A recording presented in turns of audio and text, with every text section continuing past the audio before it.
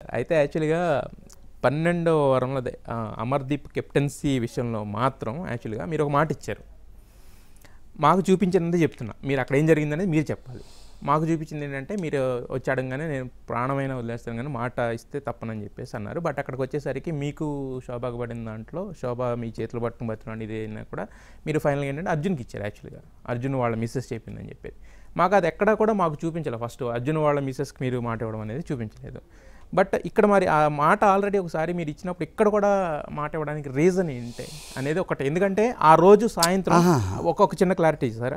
ఎందుకంటే అప్పటి వరకు నేను ఎప్పుడు చూసినా కూడా Shivanna is the winner, Shivanna is the winner అని కొన్ని లక్షల కామెంట్లు, వేల కామెంట్లు కనపడినాయి. ఆ ఒక్కరోజు మాత్రం శివన్ననే సపోర్ట్ చేసి తప్పు చేసామని కొంతమంది ఫస్ట్ టైం నాకు ఆ ఒక్కరోజే కనపడింది. మళ్ళీ తర్వాత కనపడలే, ముందు కనపడలేదు. అది వాళ్ళు పెట్టుకున్నది. ఎవరైతే వాళ్ళ ఫ్యాన్స్ ఉంటారో వాళ్ళు పెట్టింది. శివన్న తప్పు చేశాడు, శివన్న తప్పు వాళ్ళు పెట్టుకున్నది. నేను అన్ని డీటెయిల్డ్గా చూశానండి. ఎడిట్లో మాత్రం నన్ను విలన్ చేయాలని ట్రై చేసింది ఆ సందర్భంలోనే, అక్కడి నుంచి. కానీ వాస్తవంగా కూడా కొత్త వాళ్ళు కెప్టెన్ కావాలనేది అక్కడ అనుకున్న మాట. అందులో లాస్ట్ కెప్టెన్సీ కదా. అదే కొత్తవాడు ఎవడన్నా గేమ్లో ఉంటే వాడు కెప్టెన్ కావాలి, పాతవాడు ఉంటే వద్దు అని అనుకున్నది. నేను అక్కడ ఏం ఆలోచించానంటే, తర్వాత చూసిన తర్వాత అర్జున్ ఎందుకు ఇలా ప్లే చేశాడు, మొత్తం సీజన్ అంతా ఎందుకు ఇలా ప్లే చేశాడు పిచ్చోడు అని అనుకున్నాను. అంతే తప్పితే నేనేమి అర్జున్ని అతని స్ట్రాటజీ రాంగ్ వేసుకొని అతను అలా 1 by 1 మిస్టేక్స్ చేసుకుంటా వచ్చాడు అనిపించింది నాకు చివరికి వచ్చేసరికి. మేబీ అతను రియలైజ్ అయ్యి ఉంటాడు. మీ చేతిలో కదా ఉన్నది. అదే చెప్తా. నేను మామూలు జనరల్గా చెప్తా. ఆ రోజున నేను వాడికి మాట ఇవ్వడానికి ముందు నేను అన్నాను, నేను కెప్టెన్ అయ్యేటప్పుడు అర్జును అక్కడ నేను అడిగా, ఏం చేద్దాం అని అన్నా. ఎందుకంటే కొత్త వాళ్ళు కెప్టెన్, ఆల్రెడీ అప్పుడు అర్జున్ కెప్టెన్. ఏం చేద్దాం అర్జున్ అన్నా వైఫ్ ఇలా అడిగింది, నేను ఒకవేళ గేమ్ ఉంటే ఆడతానంటే డన్, ఒకవేళ కాకపోయినా నెక్స్ట్ ఉంటే షీఈ్ ప్రెగ్నెంట్. ఆ యాంగిల్లో నేను అతనికి సపోర్ట్ చేస్తాను. నేను నెక్స్ట్ ఉంటే మాత్రం ఖచ్చితంగా చేద్దాం అబ్బాయి, మనం సమస్య లేదన్నా. నాకు వాస్తవంగా 12వ వారం తర్వాత ఉండదనే విషయం నాకు తెలియదు. అదే లాస్ట్ వీక్ క్యాప్టెన్సీ చెప్పారు కదా లాస్ట్. అదే నాకు అది అంత క్లారిటీగా నేను అనుకోలేదు.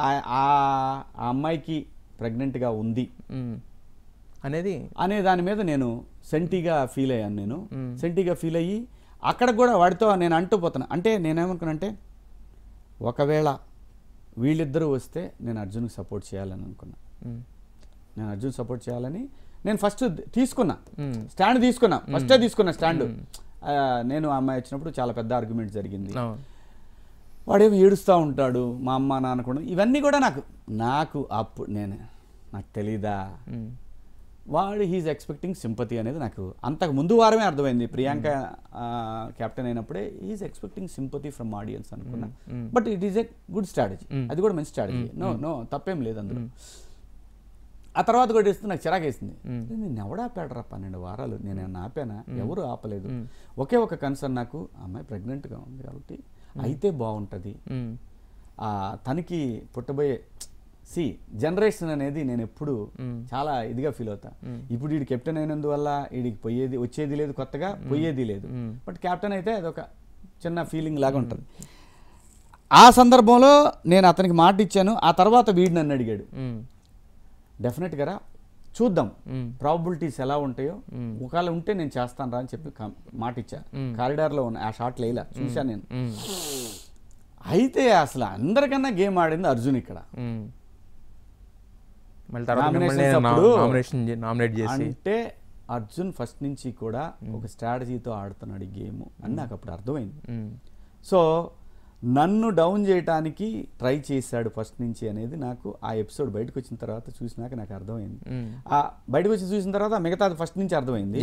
అప్పుడు నాకు అర్థమైంది ఇతను స్ట్రాటజీ చేస్తున్నాడు. మీరు అనుకోవచ్చు ఎందుకు దూరంగా ఉండొచ్చు కదా అని. అది శివాజీ క్యారెక్టర్ కాదు. తెలియక తప్పు చేస్తే నేనెందుకు దూరంగా ఉండాలి మనిషికి, నా గేమ్ ఎందుకు పాడు చేసుకోవాలా, అతనంతే నేనింతే. అర్థమైంది స్ట్రాటజీ నాకు అప్పుడు అర్థమైంది. అర్థమైన తర్వాత లోపలికి వెళ్ళిన తర్వాత తీసి బయట కొట్టేసా బ్యాండ్ అనేది. కానీ మనిషిగా గౌరవించడం అనేది నేను దూరం పెట్టలేదు. నాకు అతనితో కొత్తగా గొడవ ఎందుకు, నాకు అతను గొడవ అతనే ఇదేదో పెద్ద గేమ్ లాగా ఫీల్ అవుతున్నాడు అతను అని అనుకున్నాను నేను. అనుకొని నేను ఇది ఉన్నా. కాకపోతే ఏంటంటే ఆ వారం నేను వాడికి సపోర్ట్ చేసినా కూడా అండి, నేను చెప్తున్నా కదా, దానికి ముందు నుంచే 6వ వారం నుంచే ఆడకపోయినా ఇలాంటి చాలా వచ్చినాయి ప్రతి ఎపిసోడ్లో, కొంతమందికి అప్లాజులు. సో అప్పుడే అనుకున్నా, ఏంట్రా గోవర్ధన ఎలా ఉంది, ఎలా అవుతుంది ఏంటి అని అనుకున్నా. అటువంటిప్పుడు నేను ఇంకా ఆ కెప్టెన్సీ దగ్గర లేదు, ఆ అమ్మాయికి వస్తే డెఫినెట్గా చాలా సంతోషంగా ఉంటుంది అని నేను హ్యుమానిటేరియన్ దీంట్లో ఆలోచించాను. కానీ వాడు కెప్టెన్ అవ్వకపోతే వెళ్ళడా ఏంటి, ఇచ్చారు కదా. సో ఫస్ట్ అక్కడికి వెళ్ళినప్పుడు క్యాప్టెన్సీ అనేది ఆ హౌస్లో నువ్వు ఎవరిని అడగొద్దు, సంపాదించుకోవాలా.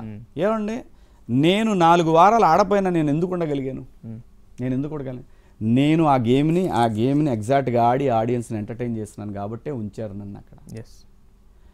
సి బిగ్ బాస్ అనేది it is about character, not game. ఆ గేమ్స్ ఏంటండి, రోజు టీవీల్లో ప్రతి ఛానల్లో ఈ గేమ్స్ అన్నీ ఉంటాయి. ఆ ఈ గేమ్స్ అసలు అయ్యా ఒలింపిక్సా, జుజుబీ గేమ్స్ అవన్నీ కూడా నిజం చెప్పాలంటే చిన్న గేమ్స్. నేను హౌస్ మేట్ అవ్వలేదా, నేను క్యాప్టెన్ అవ్వలేదా, ఇవన్నీ ఆడితేనే కదా అయ్యింది.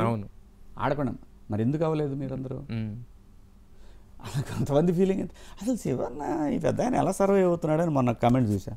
మీ దుంపల దగ్గర 2వ వారం 3వ వారం వెళ్ళిపోవాల్సిన మీరే ఉన్నారు. నేను ఫస్ట్ డే వచ్చిన రోజే ఫిక్స్ అయ్యా, నేను లాస్ట్ డే వరకు ఇక్కడ ఉంటానని. ఆ రోజు జరిగిన ఆ ఫస్ట్ డే ఎండ్లో అనుకున్నా ఇది శివాజీ గేము, శివాజీ ఉంటాడు ఇక్కడే. అసలు మీరు ఎప్పుడైనా చూసారా, నేను నామినేషన్స్ అయిపోయిన తర్వాత నాగార్జున బాబు గారు వచ్చినాక నేను బయటికి వెళ్ళిపోతానేమో, ఒక్కొక్కడు యూరిన్కి 15 సార్లు వెళ్ళి వచ్చేవాడు ఒక్కొక్కడు సాటర్డే సండే ఎపిసోడ్లో. ఎప్పుడైనా చూసారా నా ఫేస్లో టెన్షన్? లేదు, నెవర్. ఆడియన్స్ నన్ను ఎప్పుడు 14వ వారం దాకా నన్ను అక్కడ కూర్చోబెట్టారు. సో కాబట్టి బిగ్ బాస్ గేమ్ అనేది శివాజీ గేమ్.